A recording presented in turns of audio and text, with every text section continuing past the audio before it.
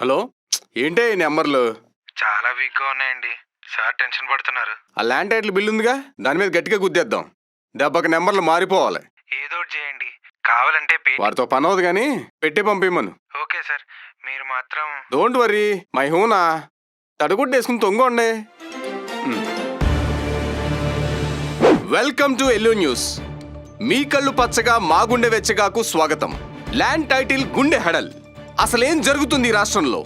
ఒకవైపు ఎలక్షన్లు, మరోవైపు ఎమోషన్లు. ఒక్కోసారి ఈ రాష్ట్రం ఏమైపోతుందో అని భయమేస్తుంది. ల్యాండ్ టైటిలింగ్ స్కామ్ తీసుకొచ్చి జనాల్ని మోసం చేసి వాళ్ళ భూములను ఆక్రమించేస్తున్న అక్రమ ప్రభుత్వం. నువ్వు చూసావా? ఎక్స్క్యూజ్ మీ, నువ్వు చూసావా అని అడుగుతున్నాను నేను. లేదు, నాకు తెలుసు. మరి చూడకుండా తెలియకుండా ఎలా చెప్తారు నువ్వు? అసలేంటండి ప్రాబ్లమ్?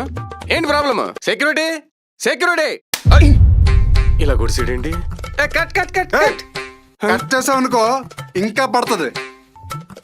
అవును రే, నువ్వు న్యూస్ రాస్తావా సేకరిస్తావా? రాస్తాం. సరదాగా ఒక ఆట ఆడదామా?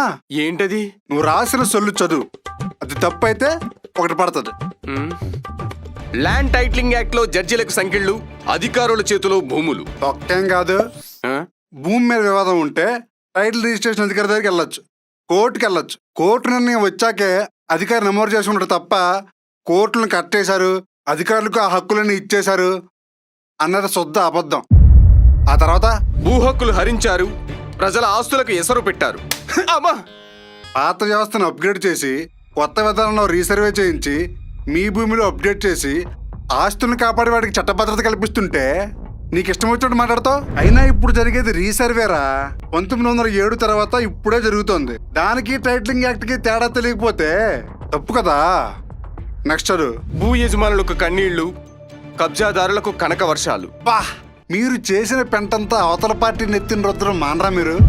అప్పుడు బాబు ఉన్నప్పుడే వెబ్లాండ్ విధానం పెట్టి ఇదిగా నిశానిగాల్లాగా రికార్డులన్నీ తప్పులు తడకలు రాసి ఎవరి ల్యాండ్ మీద ఎవరి టైటిల్ ఉందో అర్థం కాకుండా చేశారు.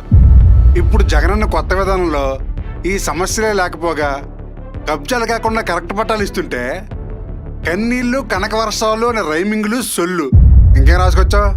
భూమిని తాకట్టు పెట్టుకుంటే ప్రభుత్వానికి చెప్పాలట, మన అప్పుల వివరాలన్నీ పట్టబయలు చేయాలట. ఇది ప్రభుత్వమా? శబాష్, బాగా చెప్పారా. నువ్వే ఒక భూమి కొన్నావనుకో, ఆ అమ్మినోడు ఆ భూమి మీద అప్పులు చేసి నీకు అమ్మి జారుకున్నాడు అనుకో, ఏం చేస్తావు? కేసు వేస్తాం. అవసరం లేకుండా ముందే చెప్తే అమ్మేవాడికి కొనేవాడికి క్లారిటీ ఉంటుందిగా. మరి నీకు నొప్పేంట్రా? పారం దేశాల్లో కూడా ఉంది. మన దేశంలో నీతి ఆయోగ్ ఇచ్చిన నిబంధనల ప్రకారమే తయారు చేసింది. ప్రెసిడెంట్ గారు కూడా ఆమోదం ఇచ్చారు. మీ పచ్చ పార్టీగా లేసిన ఉచ్చు నుంచి బయటికి తేడం గారు ఈ విధానం అంటున్నాను. అయినా బీజేపీ మీకు కొత్త చుట్టం కదా, దమ్ముంటే పోయి వాళ్ళని అడగండి, జగనన్నని కాదు. ఇంకేముందా? ఎందుకు లేవు? మీ ల్యాండ్ మీద నిరూపించుకోవాలట. 2 ఏళ్లలో అవ్వకపోతే మీ ల్యాండ్ గోవింద. చీకట్లో సర్వేలట, వాళ్ళకే వాటిని కట్టబెడతారట. అసలు రే, నీ భూమి పోయిందా? లేదు. మీ వాళ్ళది ఎవరిదైనా పోయిందా? నో. పోనీ ఎవరిదన్నా పోయినట్టు ఉన్నావా? జగనన్న లాక్కుండా చెప్పారా? లేదే. మరి ఎందుకురా సొల్లు చెప్తావు? భూమి మీద వివాదం ఉంటే పరిష్కరించి రిజిస్టర్లో పెడతారు, వివాదం లేకపోతే డైరెక్ట్ గా వాళ్ళే రిజిస్టర్లో పెడతారు. ఎవడి భూమి మీద వాడి హక్కును పోనెవరు, ఎవడి చేతుల్లోనూ మోసపోనెవరు. మరి ఎవడైనా వచ్చి భూమి నాదంటే కోర్టుకు పోనివ్వకుండా అధికారులే జడ్జిలైపోతారా? పోనీ చచ్చి చెడి కోర్టుకు పోయి ఆర్డర్ తెస్తే 15 రోజుల్లోపు చెప్పబోతే చల్లదా? నీ కడుపు మంట నాకు అర్థమైంది. భూమి మీద వివాదం వస్తే కోర్టు ఫీజులు, లాయర్ ఫీజులు, కోర్టు చుట్టూ ఏళ్ల తరబడి తిరగడాలు, ఇవేమీ లేకుండా అధికారులే ఊరు జనాలను పిలిపించి, చుట్టుపక్కల ల్యాండ్ ఓనర్లను పిలిపించి, సర్పంచ్ని పిలిపించి వాళ్ళని ఎంక్వైరీ చేసి ఎవడి భూమి ఆడికి ఇప్పిస్తుంటే నీకు బాధ. కోర్టు ఆర్డర్ వచ్చాక అధికారులకు చూపిస్తేనే కదా రిజిస్టర్ చేసేది. చూపించకుండా ఇంట్లో పెట్టుకుంటే అదేమన్నా గుడ్లు పెడుతుందా, లేదంటే కొత్త భూములు ఇస్తుందా? నీ పిచ్చి పచ్చ.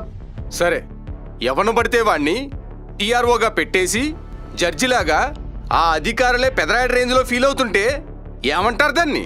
అరే, అక్కడ ఒక పద్ధతి రూల్స్ ని పకడ్బందీకి రాసి ఎవడొచ్చినా అవే పాటించాలని ముద్రేసి మరి అధికారులను పెడుతుంటే నీలాంటాడో నాలంటాడో వచ్చి కెలకడానికి, ఎవడికి పడితే అడికి ల్యాండ్లు ఇచ్చేయడానికి ఇదేనా పప్పు బెల్లం అనుకుంటున్నావేంట్రా? ఇప్పుడు నీ భూమిని అదేని రిజిస్టర్ చేశాననుకో, నువ్వు 2 ఏళ్ళు మాట్లాడలేదనుకో, ఆ భూమిని అదేగా.